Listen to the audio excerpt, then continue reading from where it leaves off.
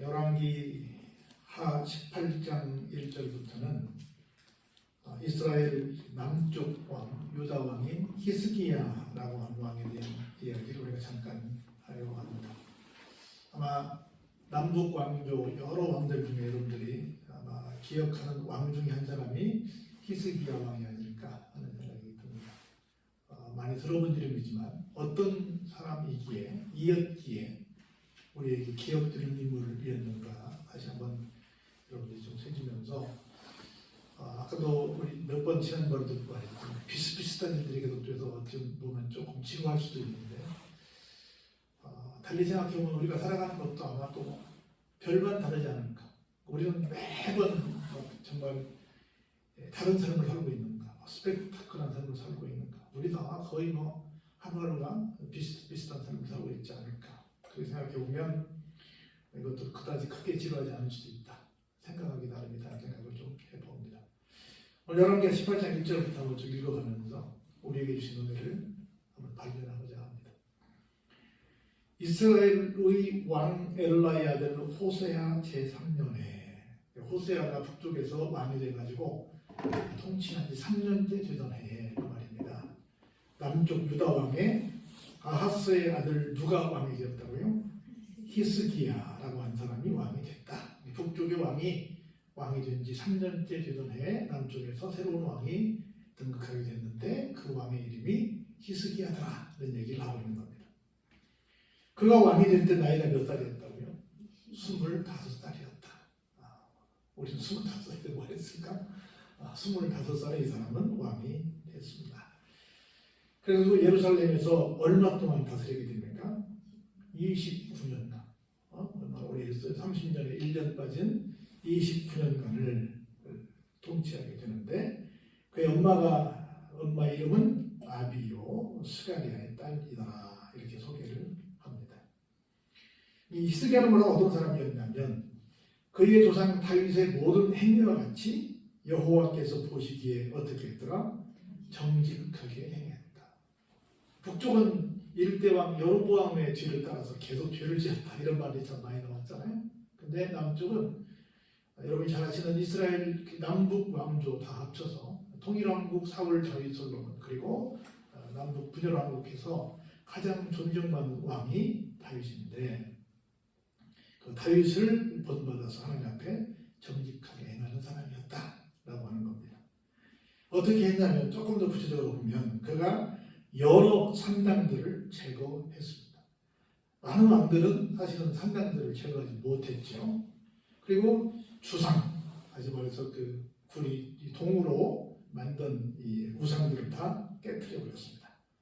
그리고 나무로 만든 아세라 목상을 찍으며 심지어 모세가 만들었던 놋뱀을 이스라엘 자손이 이때까지 향하여 분양함으로 그것을 부수고 뭐라고 그랬어요?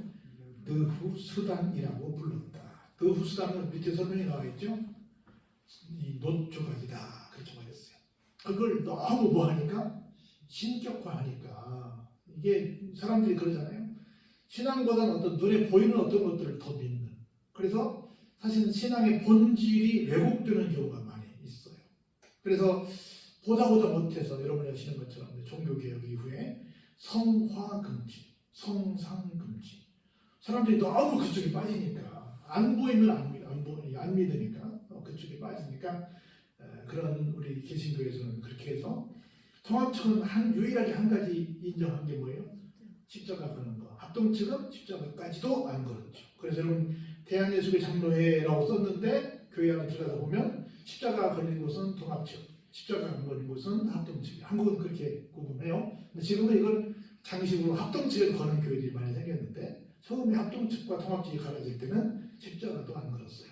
그래서 통합 측은 이걸 처음부터 걸었고 합동 측은 아예 안 걸었어요. 성상 금지 규정에 어긋나니까. 우리가 무슨 여러분 천주 교인자들은 마리아 이렇게 동상 앞에 가서 처음에 성당 들어갈 때 입구에 있잖아요. 거기 이렇게 손을 모으잖아요. 그런 것을 우리가 여기 보고 뭐 해요? 안 하잖아요. 교회 들어와서 뭘 보고 우리가 손을 모으고 그러지 않습니까? 우리는 그냥 모아뒀을 뿐이지 그게 신은 아니라고 말이죠. 근데 이 당시에 얼마나 위대해요. 지금 WHO가 갖고 있는 그 놋뱀 그것이 얼마나 위대합니까? 그런데 그것처럼 너무 신격화하는 거예요. 우리가 주님을 바라보는 거. 이게 대단히 중요하거든요. 그래서 주님께서 예루살렘 입성하셔가지고 첫 번째 하신 일이 뭐예요? 성전에서 막 뭘 파는 사람들 상을 들어오고 그랬잖아요. 그러면서 교회에 대한 개념을 바꿨잖아요. 46년 동안 짓고 있는 교회에 대해서 이걸 허물어 버려라. 내가 며칠이면 다시 올 것이다. 3일이면 다시 올 것이다. 본인이 돌아가셨다가 이제 부활하시는 것을 상징적으로 말씀하신 건데, 교회가 이런 것이 아니다라고 하는 것을 교회에 대한 새로운 쉽게 말하면 패러다임을 주신 그런 상황이어서, 그런 것까지도 어떤 막 자꾸 뭘 보고 그것만 보고 믿으려고 하는 그런 어떤 우상 숭배의 흔적이 있는 것들까지도 다 없애버리는 아주 귀한 일을 했다. 오늘날도 여러분들이 좀 전문적으로 보면 잘 모르시겠지만, 전문적으로 보면 교회 안에 우상의 요소가 적지 않습니다. 맨날 피나이다 하는 똑같은, 우리 샤머니즘, 토테미즘, 애니미즘 했던 것처럼, 우리 무당에게 쫓아가서 했던 것처럼 그 문화가 교회 안에 많이 들어가 있어요. 그래서 교회에서 맨날 그런 것, 이런 것이 되면 복 받은 거고 안 되면 복 못 받은 거고, 이런 문화들이 교회 안에 적지 않습니다. 그런 것들을 히스기야가 이건 아니야 하고 주상이 됐던 목상이 됐던 심지어 모세가 봤던 그 노조가까지 다 그냥 박살내버리는 그런 대단한 어떤 용기랄까, 그런 용감을 내렸던 종교 개혁자 중에 한 사람이 바로 히스기야 왕이었다. 이렇게 설명을 드릴 수 있습니다. 히스기야가 이스라엘 하나님 여호와를 의지하였는데, 그의 전후 유다 여러 왕 중에 어떤 사람이 없었더라? 이런 사람이 없었더라. 전에도 이렇게 히스기야처럼 멋진 믿음을 가진 사람, 나중에 히스기야 뒤에도 그 왕이 이어지는데 그 사람들 중에서 이렇게 멋진 왕이 없었다고 할 정도로 정말 철저하게 하나님 앞에 정직한 모습을 보여드렸는데, 하나님께 철저하게 정직한 모습은 어떤 모습이었다? 우상을 다 척결하는 것이었다. 우리가 믿음의 생활을 해 나간다고 한다면 뭐예요? 자꾸 우상을 우리는 만들죠. 아까 우리 박지사님 기도하셨지만, 얼마나 우리가 하나님을 의지하지 않고는 살 수 없는 그런 정말로 연약한 지체들이잖아요. 그리고 얼마나 세상이 무섭고 험합니까? 그러다 보니까 자꾸 뭔가를 의지하는데 그게 잘못하면 하나님보다 다른 걸 더 의지해서 결국은 하나님보다 더 의지하는 걸 모든 걸 다 뭐라고 그래요? 그게 아이돌, 그게 바로 여러분이 아시는 우상이죠. 우상이 하나님보다 더 좋아하는 거, 하나님보다 더 의지하는 거, 이게 우상이에요. 그래서 어떤 경우도 우리 주 예수보다 더 귀한 것은 없네, 그러잖아요. 주 예수보다 더 귀한 것이 있다면 그게 뭐예요? 그게 우상이야. 꼭 무서워 형상을 만들어 거기다 놓고 비나이다 하지 않아도 예수님보다 더 넘버원이 되면 그건 다 우상인 거라. 그 얘기를 하는 거예요. 이런 말, 이렇게 전에도 없었고 후에도 없었고 이렇게 훌륭한 왕이 없었다라고 하는 겁니다. 훌륭한 왕보다 정직한 것이다. 정직인 뭐야? 하나님만 의지했다. 모든 우상은 다 타파했던 것이다 라고 얘기하는 겁니다. 그래서 아까 우리 함께 합독했던 말씀을 여기서 하는 겁니다. 곧 그가 하나님께 어떻게 했다고요? 연합했다. 신앙생활은 뭐 하는 거예요? 하나님과 연합했다. 우리 박사님 기가 막힌 시적인 기도를 했잖아요. 하나님 품 안에 있게 해달라고. 하나님 품 안에 있는 게 뭐예요? 연합하는 거예요. 연합하여 그에게서 어떻게 해요? 떠나지 아니하고 여호와께서 모세에게 명령하신 계명을 지켰다. 제가 얘기했죠. 진짜 사랑하는 사람과 관계를 맺고 있다고 한다면 어때요? 그 사랑하는 사람이 한 작은 말 한마디도 그냥 흘려듣지 않는다는 것. 그래서 이 계명을 지킨다는 것이 뭐예요? 어렵게 무섭게 이런 게 아니에요. 사랑하니까 그냥 저절로 그게 되어지는 거예요. 지나가는 말이 아닌 거예요. 사랑하니까 그냥 영어로 들리지 않는 거예요. 그래서 이게 부담이 되는 게 아니에요. 여러분한테 무서운 얘기, 그러면 신나는 얘기 한번 해볼까요? 여러분 생각할 때 신자가 되는 거, 성도가 되는 거 이렇게 생각하는 거죠. 어떤 사람들은 성도가 되는 것은 성자가 되는 거야. 성도가 되는 것은 아주 도덕분자가 되는 거야. 아주 무슨 수도사가 되는 거야. 아주 막 누가 봐도 막 큰 모습을 보이는 그런 사람이 되는 거야. 이게 신자가 되는 거야. 이렇게 생각하는 사람도 있어요. 이게 아주 율법주의죠. 신자가 되는 건 뭐냐면 하나님과 사랑하는 사이가 되는 거예요. 격이 없는, 흠이 없는, 흉이 맞춰 아무런 서로 이렇게 어떤 담이 없는 완벽한 하나, 연합이 되는 거예요. 그래서 하나님 안에서 진정한 자유를 누리는 거, 진정한 행복을 누리는 것, 진정한 기쁨을 누리는 것이 성도가 되는 건데 우리는 거룩해지는 거, 뭐 산신령이 되는 거, 어떤 외적으로 보이는 무슨 막 기가 막히게 아주 존경할 만한 어떤 막 이런 특별한 존재가 되는 것을 성도가 되는 거라고 생각하니까 성도가 되는 것이 얼마나 부담스러워, 얼마나 어려워. 하나님은 그렇지 않아요. 우리에게 그런 막 아주 영성이 깊은 수도사가 되길 기대하지 않아요. 우리가 이런 도덕존재가 되길 원하지 않아요. 그러면 내 새끼라도 그렇게 하면 아버님 안녕히 주무셨습니까? 같이 막 해가지고 그러고 진주에 잡수셨습니까? 어디 다녀오셨습니까? 부담주셔서 그 보냈어. 부담주셔서 내가 내다워야지. 사랑하는 사이가 막 이렇게 너무 막 이렇게 경직되어 있으면 되겠냐. 하나님 안에서는 정말 마음껏 자유를 누리는 거. 함께 사랑하는 데는 아무것도, 그야말로 부부는 몇 종이라고 그래요? 빵촌이라고 그래요. 아무것도 없이 그들이 벌거벗었으나 부끄러워하지 않는다. 아무것도 없는, 거기에는 장벽이 아무것도 없는 거예요. 이게 사랑하는 사이야. 근데 막 가리는 게 많아. 이건 연합이 아니에요. 연합이 아니에요. 그래서 계명은 절대로 안 된다. 계명은 힘든 게 아니다. 자꾸 계명, 율례, 율법, 그러니까 막 경직되는 거야. 자꾸 막 무슨 군대 막 부정자세 체리어서 시키는 것 같아. 이게 얼마나 불편해. 하나님 우리를 그렇게 불편하게 하시냐. 사랑하는 자에게 뭘 주신다고요? 잠을 주신다니까. 아까 서영우 집사님 나한테 사진 보낸다니까. 목사님 하늘이가 늘어져 자서 못 가요. 인증샷으로 하늘이 자는 사진을 나한테 보냈어. 그래서 하나님이 사랑하는 자에게 잠을 주신다고 그랬어. 걱정하지 마. 실컷 채워놓은 건 채웠어. 재우는 사진을 나한테 사진 딱 찍어서 보냈어요. 그래서 오늘은 못 가요. 그래 보냈더라고. 사랑하는 자에게 잠을 주시는 거야. 너무 부담스럽게 하지 마라. 하늘이 밝게 키워라. 그랬어. 막 무슨 율법에 매여서 막 하는 거. 보세요. 그랬더니 하나님께서 어때요? 그와 함께 해주셨습니다. 같이 읽어볼까요? 그가 어디로 가든지 형통하였더라. 아멘. 문자가 들어 만사 형통하라. 어떻게 해요? 하나님과 연합했더니, 하나님과 사랑했더니, 하나님의 지나가는 말씀 하나도 그냥 여벌로 들리지 않았더니. 이걸 그냥 부정적으로 보면 굉장히 딱딱하고요. 어떤 능력 내렸냐, 다 메모했냐, 옛날처럼 적자 생존, 죽는 사람만 살아남는다고 막 했던 것처럼 그런 부패는 아니에요. 내가 일부러 기억하지 않아도 그냥 기억이 되는 거예요. 사랑하면, 정말 소중하면 그렇게 되는 거예요. 일일이 저런 거 일일이 안 적어놔도 돼요. 자동으로 되는 거예요. 그래서 보세요. 저가 아수르 왕을 배반하고 섬기지 아니하였고, 그가 블레셋 사람들을 쳐서 가사와 그 사방에 이르고 망대에서부터 견고한 성까지 이르렀다. 나름대로는 어떤 생각을 했어요? 네 따라 조금 다르긴 하지만 나 하나님 믿으니까 하나님께서 나를 책임져 주실 거야 해서 아수르도 한번 바짝 떠보고, 그리고 이스라엘 남쪽에 블레셋이 있거든요. 맨날 이스라엘을 공격했던 아주 이스라엘의 팔레스틴이 그걸 거기서 나온 말인데 항상 괴롭게 했던, 아주 힘들게 했던 이 족속이 이 블레셋이거든요. 거기하고도 맞짱을 뜨는 거예요. 어떻게 됩니까? 하나님과 내가 연합을 하니까 막 속된 말로 간땡이가 부러지는 거야. 용기가 막 생기는 거야. 그래서 막 여기 위로는 압수하고 남쪽으로는 바벨론하고 그 블레셋하고 막 한번 해보는 거야. 그 담대함이 막 생기는 거예요. 하나님과 함께하면 뭐 해볼 수 있는 거예요.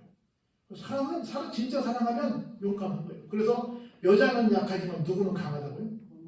사랑이 있는 어머니는 강한 거예요. 세상에서 제일 강한 게 뭐예요? 엄마예요. 엄마처럼 강한 존재가 없는 거예요. 왜? 사랑이 있으니까. 남자들은 못 듣는 거 여자들은 들어요. 얼마나 무거운 것도 남자들은 못 듣는 여자들은 듭니다. 누구니까? 엄마니까. 자 보세요. 히스기야 왕 제4년, 이제 왕이 돼서 4년이 됐어요. 이스라엘 왕 엘라의 아들 호세아 제7년에 북쪽에서 이제 왕이 7년이 됐고요. 7년에 아수르의 왕 살만네셀이 사마리아로 올라와서 에워쌌더라. 그런데 다시 이제 북쪽으로 넘어간 겁니다. 히스기야 왕이 4년째 되던 해, 그리고 먼저 3년 먼저 했으니까 북쪽의 왕이 7년째 되던 해에 누가요? 아수르의 왕 살마네셀이 사마리아로 와가지고 사마리아는 북쪽의 수도입니다. 북쪽의 수도를 포위해버렸어요. 그래서 꽁꽁 묶어놓으니까 아무것도 들랑달랑 뭐라 하니까 어떻게 해요? 할 수 없이 지는 거지요. 3년 후에 함락이 되어버렸습니다. 곧 히스기야 왕의 제6년째 이스라엘의 왕 호세아의 제9년에 사마리아가 망해버립니다. 그래서 아수르 왕이 이스라엘을 사로잡아 아수르에 이르러 고산 강가에 있는 할라와 하볼과 메대 사람의 여러 성읍에 두었으니 왜 그랬대요? 이는 그들의 하나님 여호와의 말씀을 듣지 않았고 그의 언약과 여호와의 종 모세가 명령한 모든 것을 따르지 않았기 때문에 북쪽의 사람들이 말하는 거예요. 하나님의 말씀을 따르지 않았기에 결국은 이 수도가 함락돼 버리고 아수르에 있는 여러 동네로 뿔뿔이 포로로 끌려가서 흩어져서 고생스러운 삶을 살게 되었다더라는 얘기를 하고 있는 거예요. 그렇게 해서 사마리아가 이 히스기야가 남쪽에 통치하고 있을 때 어쨌다 박살났다는 얘기를 잠깐 남쪽 얘기에다가 북쪽 얘기에 가서 한 거예요. 히스기야 통치 시절에. 그러면서 히스기야 왕이 이제 얼마 됐어요? 14년째 됐어요. 왕이 돼서 14년 동안 하는데 이때는 또 아수르의 왕 먼저 북쪽을 쳤던 사네립이 올라와서 이제 남쪽까지 오는 거예요. 남쪽까지 와가지고 공격을 하는 겁니다. 유다 모든 견고한 성읍들을 쳐서 점령하게 됩니다. 남쪽도 당했어요. 14년 만에. 그래서 유다의 왕 히스기야가 라키스라고 하는 동네로 사람을 보내가지고 아수르 왕에게 이렇게 말합니다. 내가 범죄했소이다. 지난번에 한번 항명했잖아요. 그러니까 나를 떠나 돌아가소서. 왕이 내게 지으시는 것을 내가 당하리이다 하였더니 아수르 왕이 이렇게 주문합니다. 은 300달란트와 금 30달란트를 정하여 유다 왕 히스기야에게 내게 한지라. 그래, 네가 나한테 뭘 주랴? 이제 물어처럼 얘기할 때 이제 위에서 말했죠. 은과 금을 달라. 히스기야가 어떻게 했습니까? 이에 여호와의 성전과 왕궁 곳간에 있는 은을 다 주었고 또 그때 유다 왕 히스기야가 여호와의 성전문의 금과 자기가 모든 기둥에 입힌 금을 벗겨서 모두 아수르 왕에게 주었습니다. 그래서 아수르 왕이 다르단과 랍사기스와 랍사게로 하여금 대군을 거느리고 라기스에서부터 예루살렘으로 가서 히스기야 왕을 치게 하며 그들이 예루살렘으로 올라갑니다. 그들이 올라가서 윗모 수도곁 곧 세탁자의 밭에 있는 큰 길에 이르러 서게 되는데 그들이 왕을 부르며 힐기야의 아들로서 왕궁의 책임자인 엘리야kim과 서기관과 셈나와 아삽의 아들 사관 요아가 그에게 나아가니 납작이가 그들에게 이르되 너희는 히스기야에게 말하라. 대왕 아수르 왕이 말씀이 내게 의뢰하는 이 의뢰가 무엇이냐?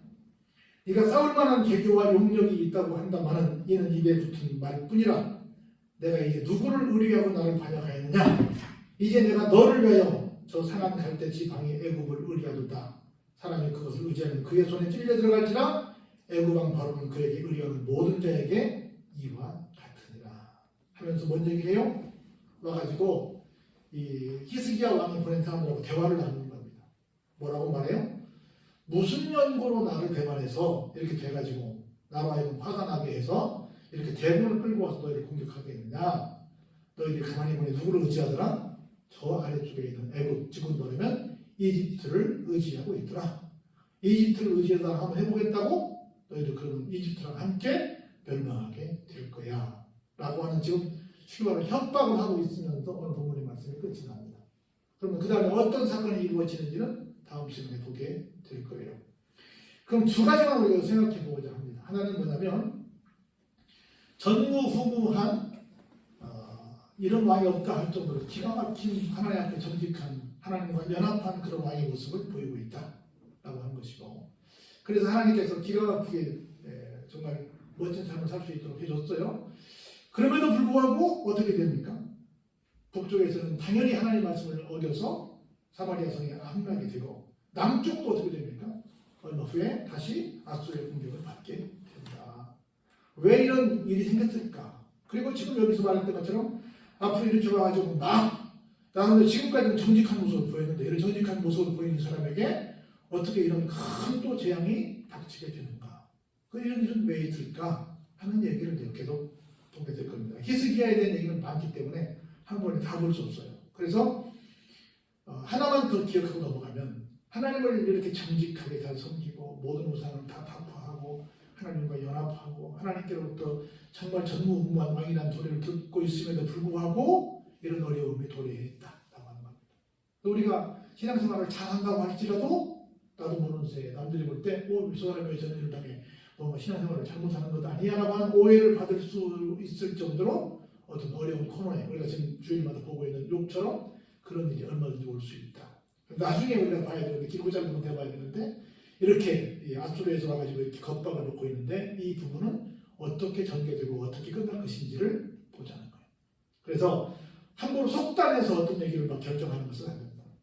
어떤 경우에도 끝까지 하나님과 연합한, 하나님과 사랑하는, 하나님 앞에서 정직하게 행하는 그런 믿음의 모습을 보이는 것이 중요하다.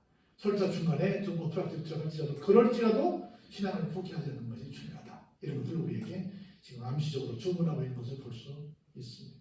그런데 우리의 믿음이 이렇게 흔들리지 않고 하나님 앞에 정말 전무후무한 정직한 믿음의 삶을 살았다라고 하는 칭송받는, 인정받는 믿음이 되시길 주의 이름으로 축원합니다.